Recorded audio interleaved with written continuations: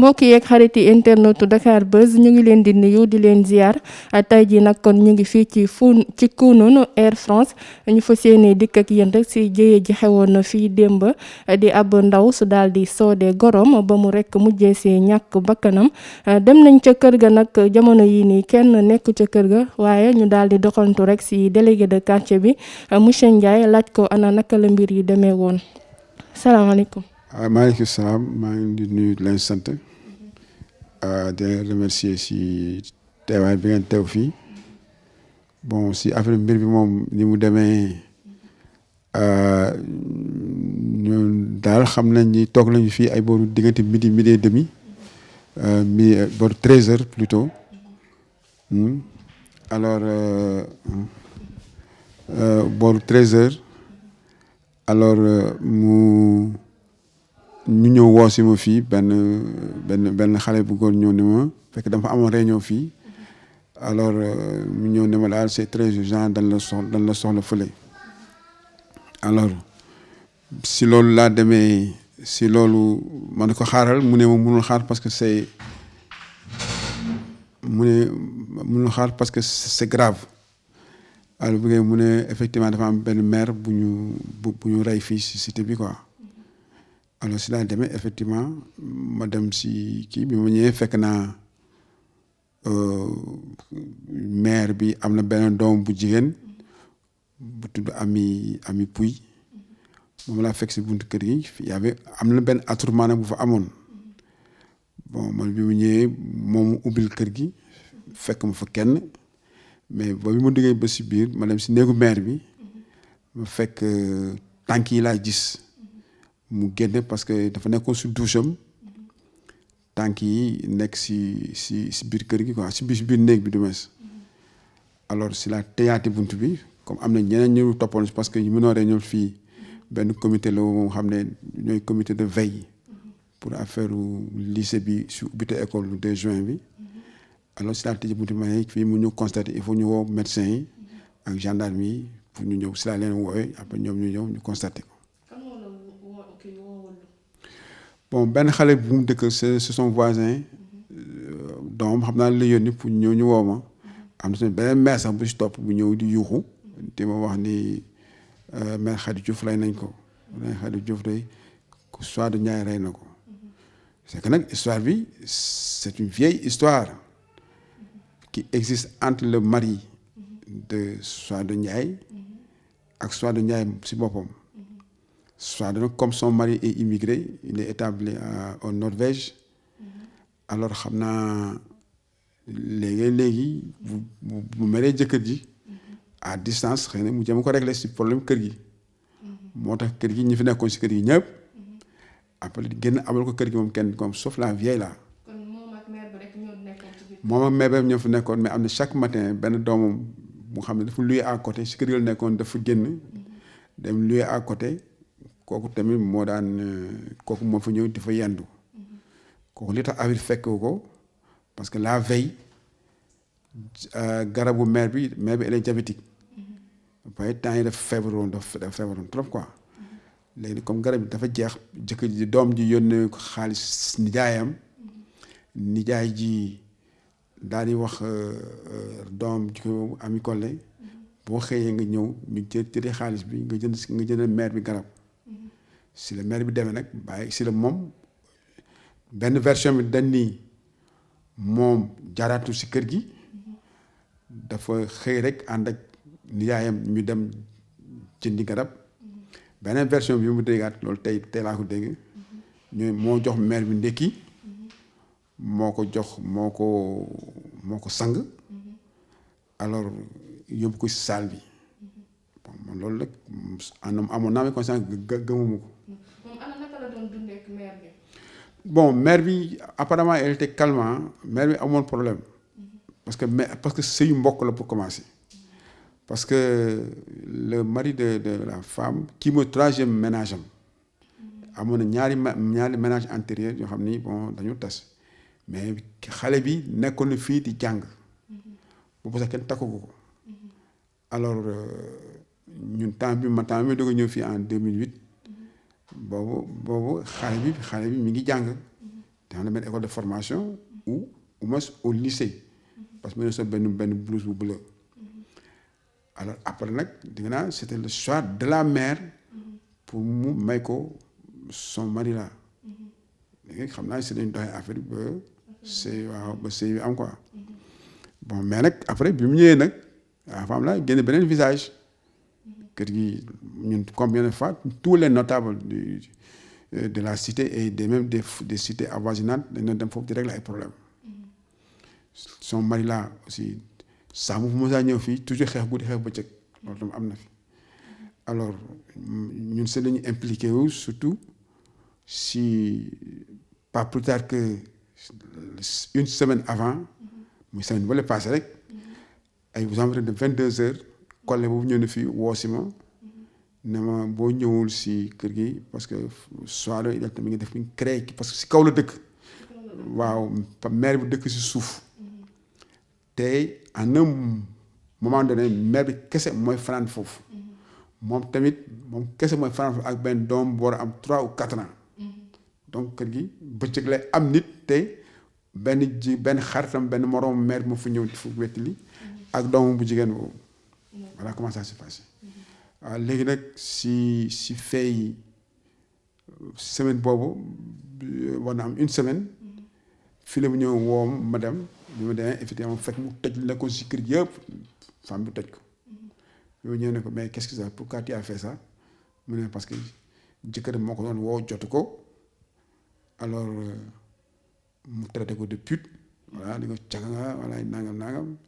alors moom tamit xamul lu muy def mais moo tax mu toj lii yëpp nekk si kër gi quoi. mu toj vitre kër yi yëpp. kon kër gi yëpp. loolu duñ jot a xam ndax police intervenir na. police yàgg nañ intervenir fii police yàgg nañ si intervenir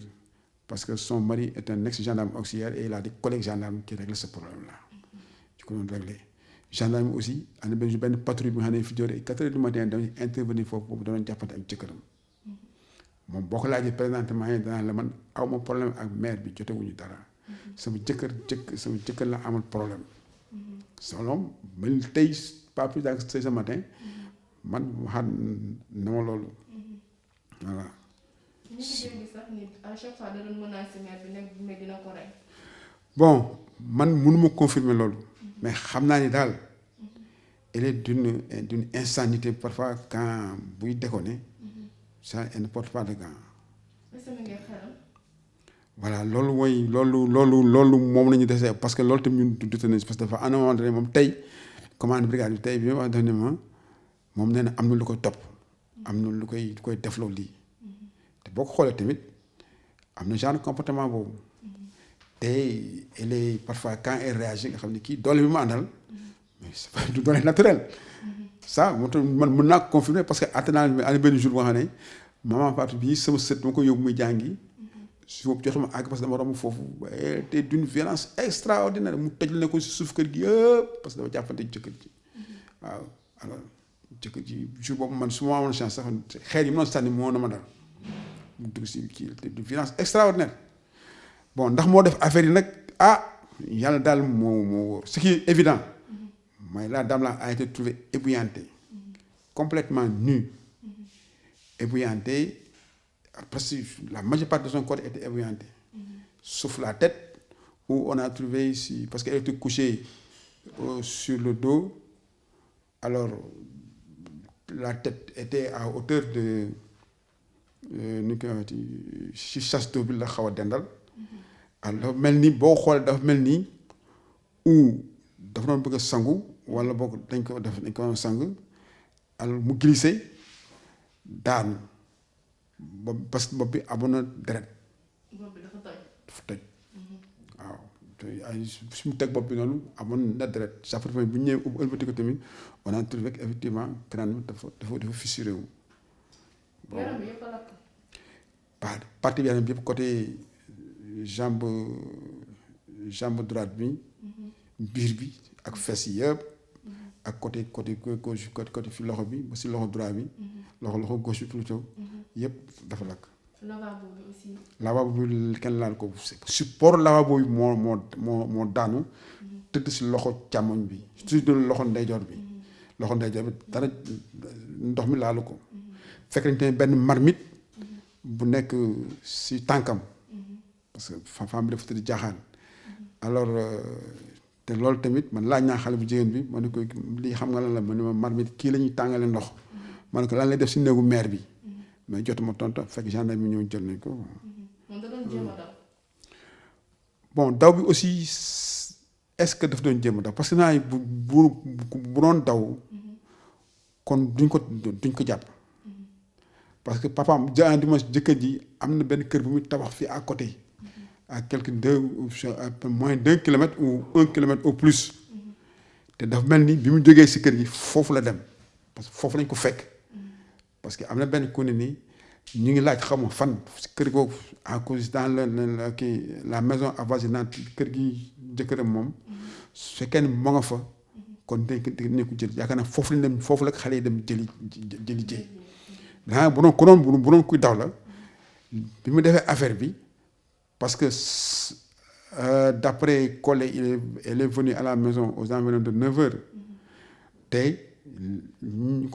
ko constaté aux environs de midi cela veut dire que donc on am temps gën dëkk bi sans muy dem fu nga xam ne fii kii li ñu si xaw a jaaxal aussi tamit mooy pourquoi on a trouvé la dame là la vieille là toute nue loolu mooy premier constat bi. yaramu neen kay doom yi moo ko muur. dafa jël benn rek sànq ko noonu. loolu ça c'est un deuxièmement li si xaw a jaaxal tamit mooy si canapé bi mu tëddoon canapé bi noonu toog si salle bi il était complètement mouillé. dégg naa tamit beneen version ñu ne doo ko fekk foofu ak ndox mi sotti ko foofu ndox mi mère bi daw dugg si néegam te diggante bi am na distance te gisuñu fa benn trace ndox gisuñu ko fi bu la sottee ndox en principe même booy daw dina am ñuy toq yi des si kii